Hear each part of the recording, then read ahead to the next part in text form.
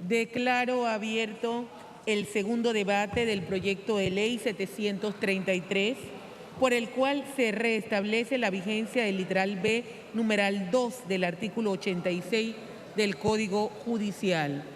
Ofrezco la palabra. Ofrezco la palabra. Tiene la palabra el honorable diputado Juan Diego Vázquez.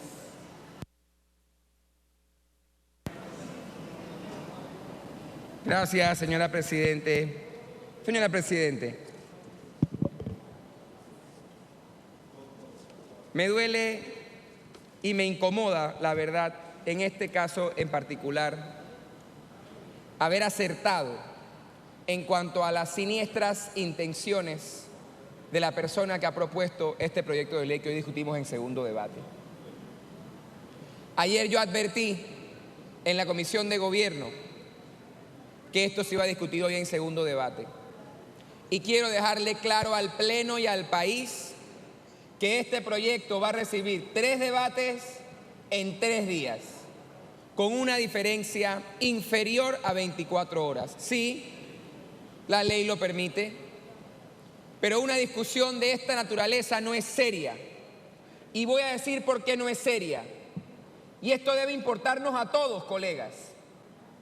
Aquí todos hemos presentado proyectos que se dejan de discutir, que se mandan a subcomisión o que los enfrían esperando emisión de concepto.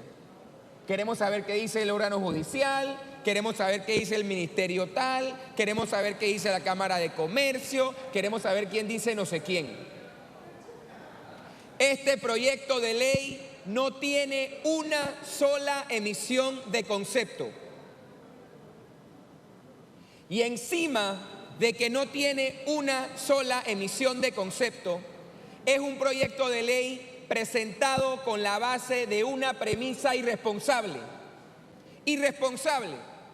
Y es que el proponente plantea con este proyecto revivir un artículo que él mismo considera no está derogado. Entonces yo me pregunto, si él considera no está derogado, ¿por qué lo está reviviendo? Y yo le planteé en la comisión lo que le planteo ahora. El proponente es un abogado con al menos 30 años de experiencia más que yo. Por tanto, debe conocer perfectamente bien las maneras de asegurar la aplicación correcta de la ley. La Corte Suprema de Justicia no tiene la capacidad, si no es a través de los recursos que establece la Constitución, de decretar la derogación de un artículo de una ley. Esa facultad es nuestra. Si una magistrada o el Pleno de la Corte o una sala de la Corte dicen que algo está derogado pero no lo está, hay recursos para eso. Porque, repito, quien determina que un artículo está vigente o no es la Asamblea Nacional, que lo aprueba, lo deroga, lo modifica, no la Corte.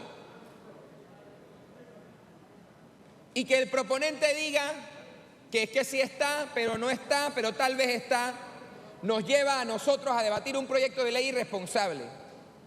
¿Pero por qué? Porque él no ha pedido emisión de concepto. ¿Por qué? Porque quiere aprobarlo a última hora. ¿Por qué? Para hacerle un favor a alguien. Y ya que él no ha tenido la valentía de decir a quién le va a hacer el favor, a mí no me queda más que suponer. El artículo que este colega busca revivir, pero que él considera no está derogado, una incoherencia, ¿no?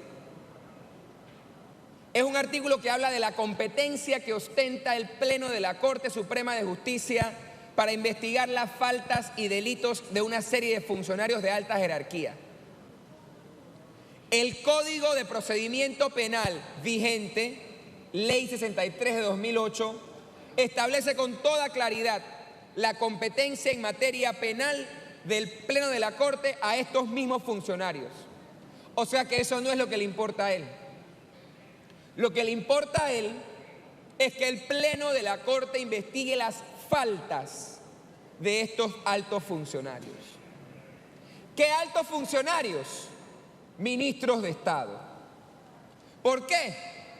Hemos visto en las últimas semanas, producto de la gestión opaca opaca de esta pandemia, como la Autoridad Nacional de Transparencia y Acceso a la Información, como la Procuraduría General de la Administración, Procuraduría de la Administración y otras entidades están llevando a cabo investigaciones a ministerios, al propio Contralor de la Nación por no cumplir con su trabajo y están pidiendo información.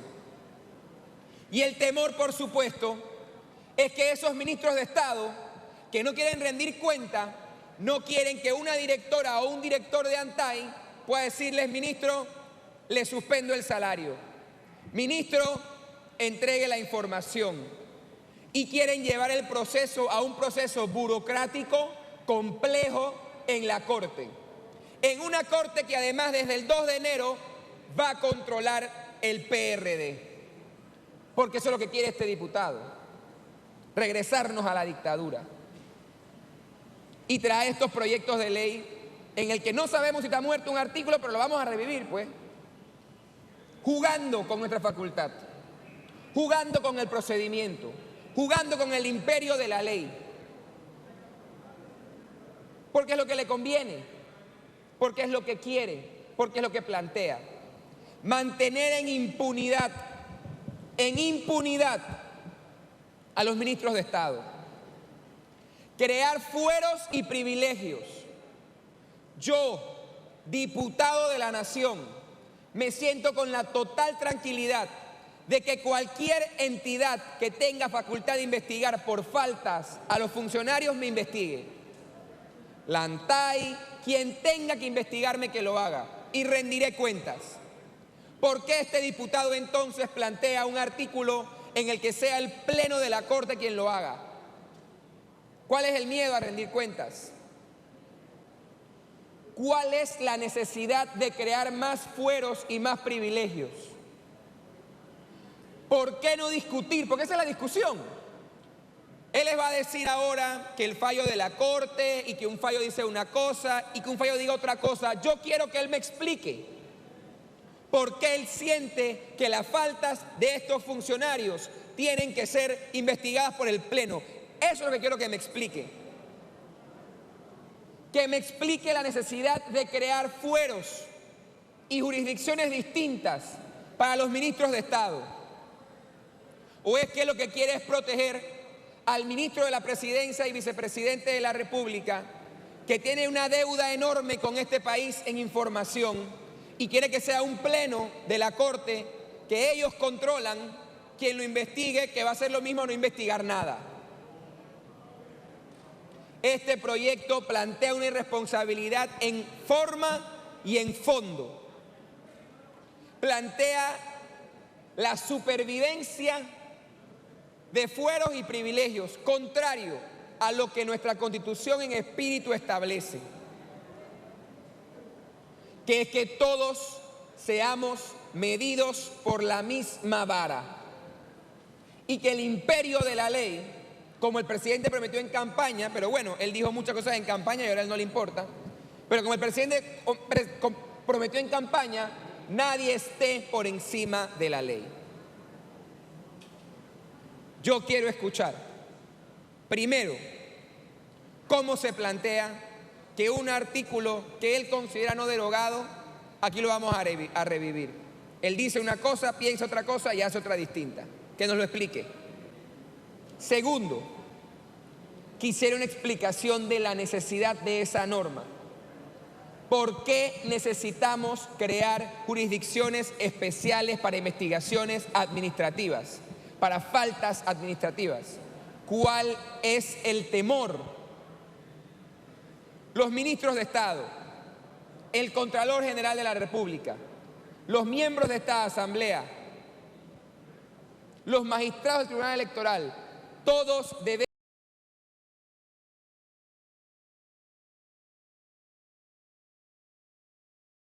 estar sujetos al imperio de la ley. El Pleno de la Corte tramita casos de la jurisdicción constitucional. Las salas tienen una gran cantidad de casaciones y otros recursos que resolver. Los casos penales contra diputados, los choques de tránsito de los diputados. Y ahora encima queremos agregar a una entidad judicial del más alto nivel, que tiene mora, que tiene una alta litigiosidad pese a hacer eso, una alta jurisdicción, ponerle a investigar las faltas. ¿Por qué los 9 magistrados de la más alta corte del país tienen que investigar si mañana la directora de la ANTAI le abre un caso por falta de acceso a la información a un ministro de Estado? ¿Por qué?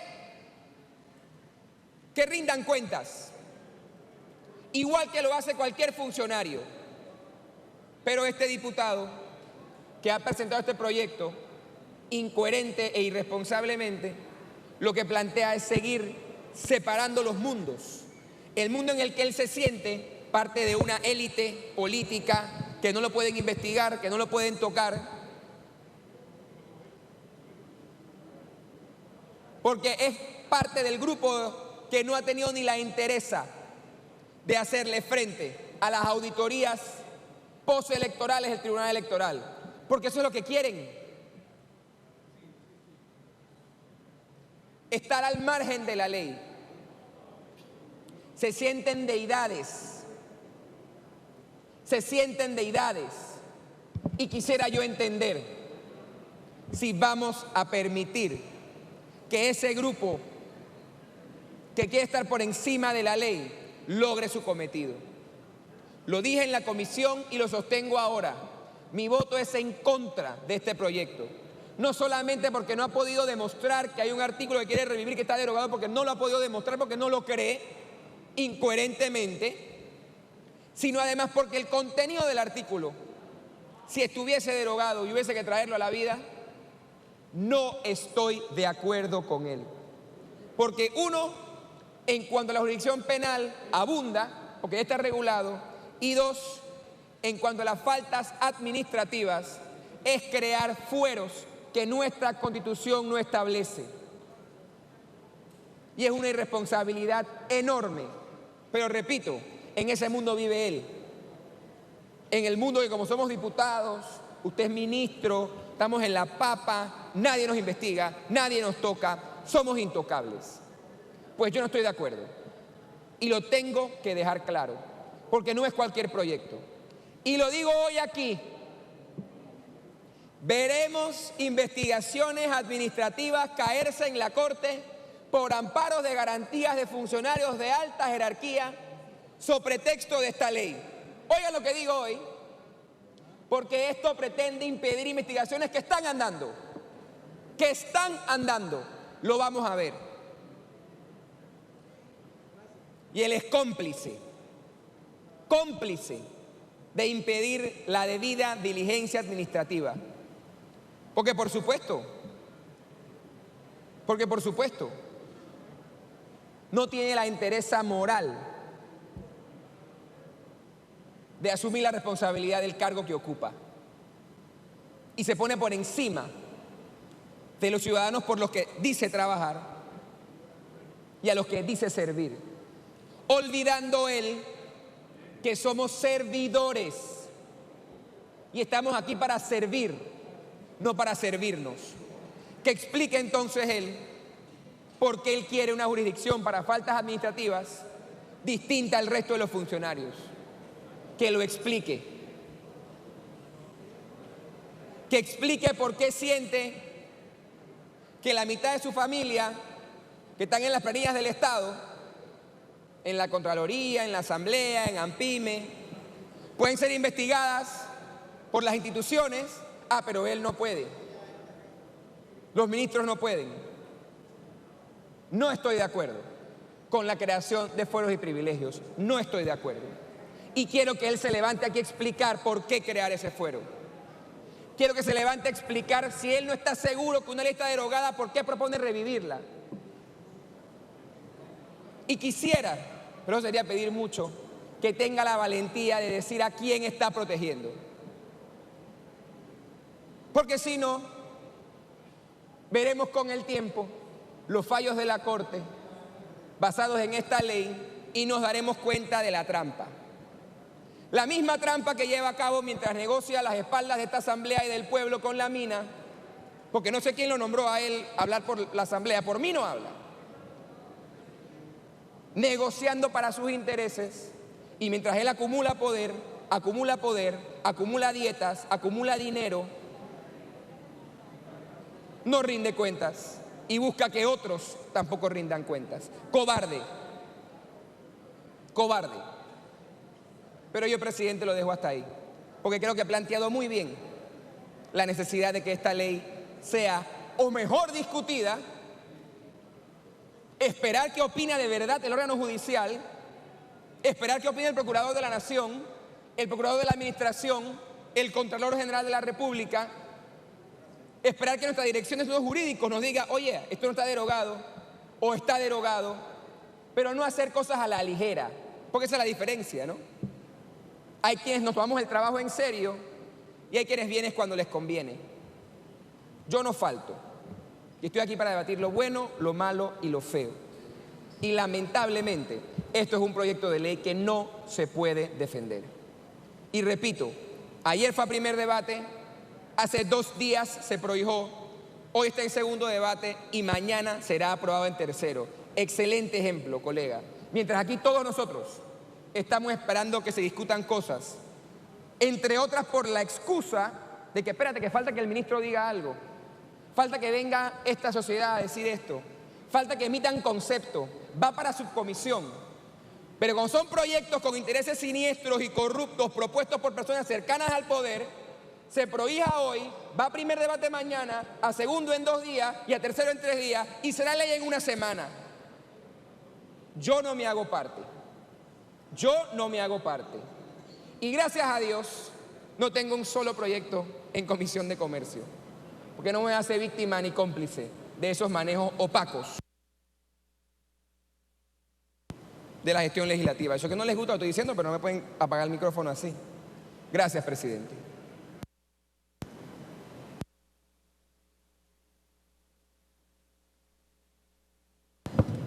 Ofrezco la palabra al honorable diputado Roberto Ábrego Torres.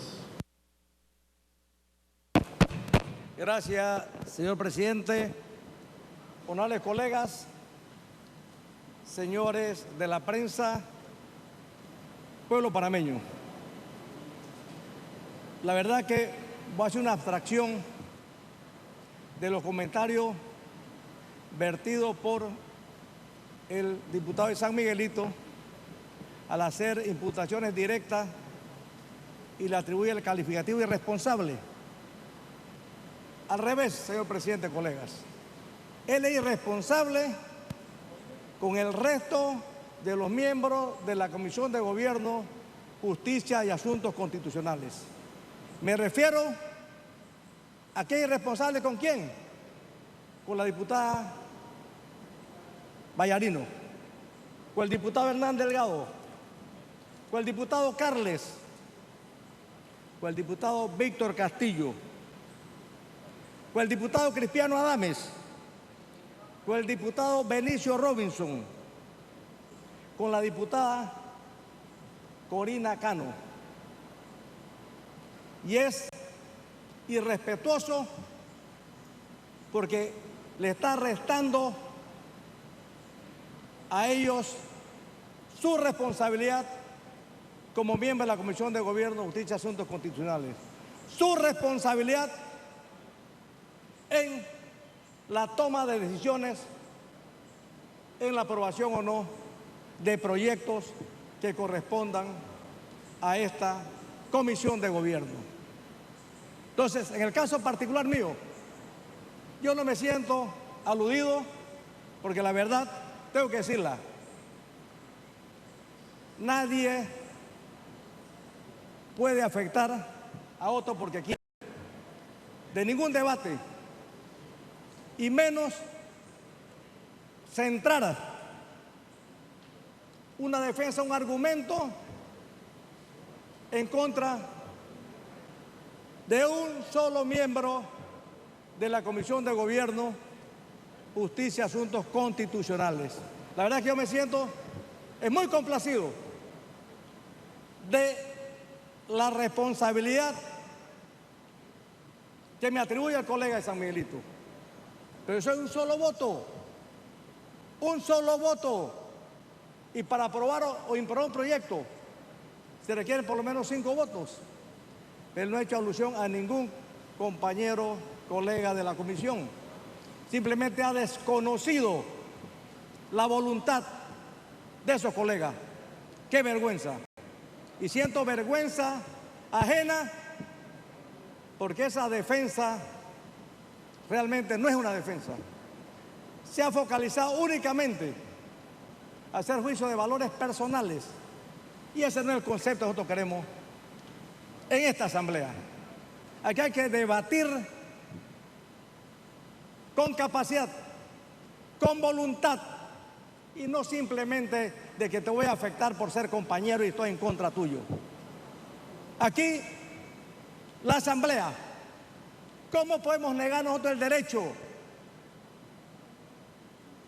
Negar el derecho a presentar proyectos dentro del marco de competencia que nos establece la Constitución y la ley. Que se discutió en 3 días. Eso es lo que establece el reglamento interno. ¿Cuántos días cogió el presupuesto general de la Nación para discutirse aquí? 3 días. Yo no vi a ese señor, a ese diputado de San Miguelito, criticando que por qué fue tan rápido. Y ese proyecto es un código, no un simple artículo que estamos discutiendo aquí, que no requiere más que un análisis claro y objetivo frente a una realidad. Es un proyecto de ley y yo sí me voy a referir específicamente al proyecto y no voy a andar por las ramas sin entrar en el fondo porque no hay argumentos. Yo sí me voy a referir a la conveniencia de que este pleno reviva el artículo 86, ordinal 2, acápite A, del Código Judicial, porque para nosotros colaborar, contribuir y coadyuvar con otros órganos del Estado es fundamental. Este proyecto que aspira a hacer una corrección y ayudar a unificar la jurisprudencia de la Corte es necesaria y fundamental. Y si leyeron, que los colegas examinaron, la exposición de motivos se explica por sí sola. Hay 4 fallos que se mencionan ahí como ejemplo de esta necesidad de revivir ese artículo o esa disposición. 4 fallos que se mencionan y en esos 4 fallos hay contradicción sobre la vigencia o no de esa norma. De esa norma que quiero leerla textualmente. Dice: al Pleno de la Corte Suprema de Justicia le están privativamente atribuidas las siguientes funciones. 2. Ajustándose al procedimiento señalado para cada caso, acápite B, de las causas por delitos comunes o faltas cometidas por los ministros de Estado, el Procurador General de la Nación, el Procurador de la Administración, los miembros de la Asamblea Nacional de Diputados, el Contralor General de la República y los magistrados del Tribunal Electoral o cometidos en cualquier época por personas que al tiempo de su juzgamiento ejerzan alguno de los cargos mencionados en este literario. La Corte en varios fallos se ha pronunciado. En unos ha dicho que este artículo está vigente y no ha admitido y no se han admitido denuncias en contra de estos funcionarios. Y en otros casos dice que está derogada y no tiene facultad entonces para conocer esta falta. Por eso hemos querido, más bien, es contribuir con la Administración de Justicia para que no haya ese tipo de dicotomía, e incluso magistrados que en un caso han votado sobre la vigencia de esta norma y en otros casos que no está vigente. Pero lo más importante, el último fallo,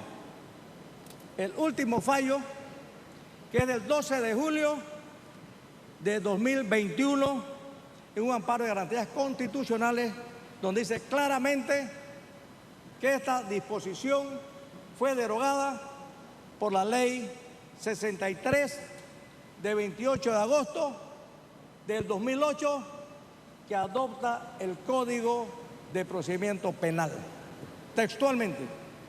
O sea, yo no vengo ahora y ni me corresponde opinar si yo creo que está o no derogada, como lo afirma el diputado de San Miguelito. Ese es desconocer las facultades constitucionales de la Corte. Yo puedo opinar, pero es una simple opinión que no es vinculante. Pues ya la Corte ha dicho en el último fallo que esta norma está derogada. Y en ese último fallo hay 2 votos que sostienen la tesis contraria. Entonces, evidentemente, hay una dicotomía que hay que resolver. Y ahí tenemos que recurrir entonces, distinguido diputado de San Miguelito, a la hermenéutica legal que está regulada en el Código Civil y que lo invito a que la lea. Fundamentalmente el artículo 37. Fundamentalmente, 1, los fallos de la Corte son definitivos, obligatorios y hay que cumplirlo. Ya ha señalado que en efecto la norma está derogada. Entonces nosotros, para evitar esa dicotomía, ese cambio de pareceres, e incluso de magistrados que han mantenido las 2 tesis, vamos a corregirla en este proyecto, actuando de conformidad con el artículo 37 del Código Civil, que establece los mecanismos de restablecer la vigencia o la revigencia de la ley a través de una norma íntegra o bien una ley posterior a su derogatoria expresamente diga que está vigente. Entonces no hemos ido por este método y está vigente independientemente de los criterios a través de este proyecto de ley, que ahora sí no hay duda que los próximos fallos que emita la Corte Suprema de Justicia tienen que estar enmarcados ahora sí en la existencia de la nueva ley que restablece íntegramente la norma que la Corte ha señalado que no tiene vigencia. El artículo 559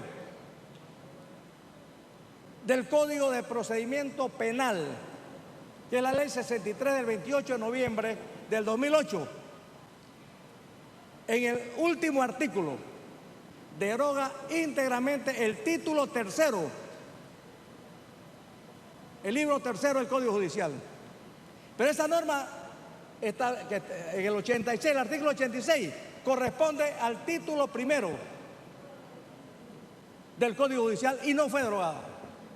Sin embargo, los fallos de la Corte son definitivos. No importa el criterio que pueda decir, que yo puedo señalar, está vigente, pero quien interprete y aplica la ley, el órgano judicial. Entonces no hay mejor manera, distinguidos colegas, que reproducir una norma que no es una norma antojadiza, es una norma que viene desde que hubo la codificación, después de 1917. No es que estamos inventando ahora el agua tibia, simplemente estamos contribuyendo a uniformar la jurisprudencia. Por eso, colegas, como es un solo artículo no requiere necesariamente que hay que mandarlas a consultas. Un artículo, un acápite, que se lee en menos de un minuto. Ah, pero el colega de San Miguelito quiere que vaya a todas las instituciones, a todos los estratos sociales, para que opinen y se pronuncien. Bueno, esa mente estrecha, con sus odios y sus pasiones, no hacen mella en este servidor. Yo actuaré, pero en este caso la gota ha derramado el vaso. Hay respetado a los colegas de la Comisión de Gobierno, Justicia y Asuntos Constitucionales. Me ha atribuido la responsabilidad única y yo la asumo. Pero yo tengo que respetar la voluntad y la posición de los colegas. Es una vergüenza este tipo de planteamientos.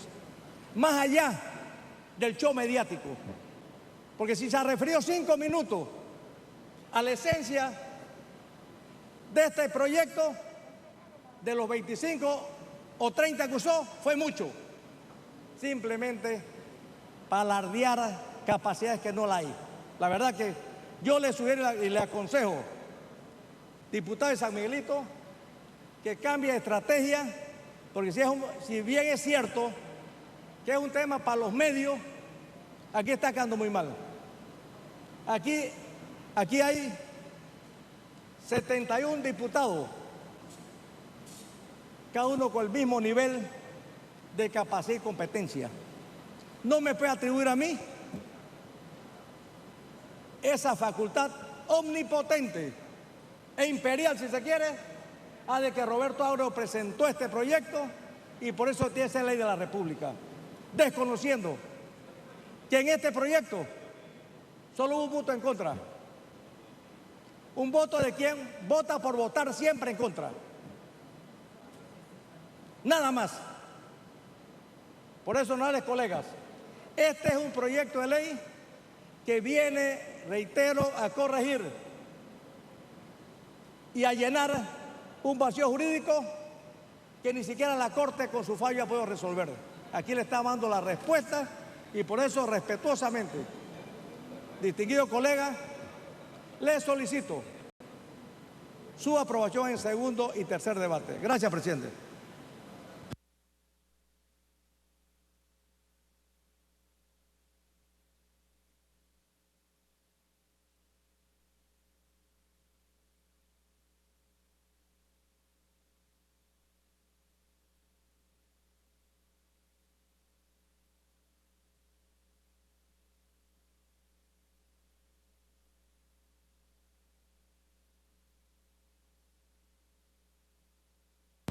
Agotada la lista de oradores, anuncio que va a cerrarse el segundo debate, queda cerrado. Vamos a la votación digital.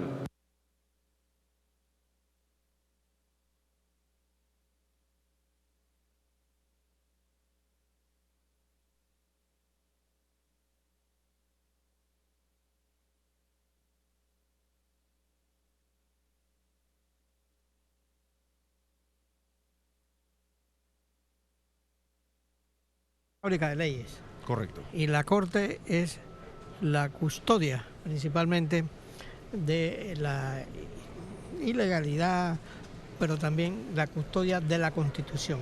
Mientras una ley no se declare inconstitucional, la ley queda vigente. Correcto. Entonces hay recursos para, el diputado Ábrego ha explicado que hay que recordar que las comisiones las integran 9 diputados, no es fácil, exceptuando la Comisión de Presupuestos que tiene 15 miembros. Entonces, esto es importante, los equilibrios y los seguros que tiene la justicia y que tiene el país para operar. El diputado Ábrego ha explicado que esta ley busca, porque a veces en la Corte Suprema divergencias. Claro. Y mientras no se declare inconstitucional una ley, y entonces la ciudadanía, cualquiera que quiera, si se aprueba una ley aquí y está en contra y tiene dudas de que es constitucional o es ilegal en algunas otras cosas, tiene la facultad y la oportunidad de presentar una demanda. Entonces estas son las cosas bellas que tiene el sistema legislativo y el sistema legal de Panamá.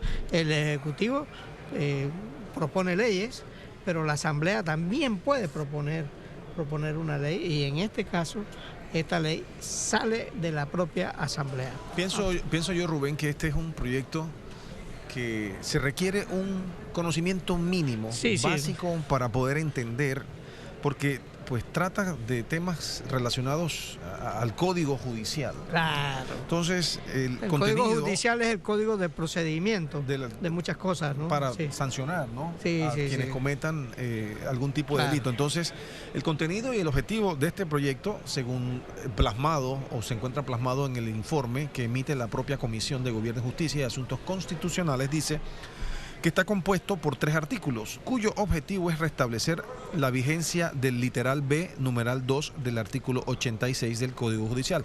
Más adelante voy a buscar, si me da tiempo, qué es lo que dice, porque aquí está también plasmado. Claro. Para subsanar un vacío jurídico que se ha producido respecto al conocimiento de faltas que pudieran cometer los ministros de Estado. 51 votos emitidos, 47 votos a favor en cada uno de los artículos y títulos del proyecto de ley, señor presidente. Ha sido aprobado. Quedan adoptados los artículos y el título del proyecto de ley 733. Siguiente punto del orden del día, distinguida secretaría.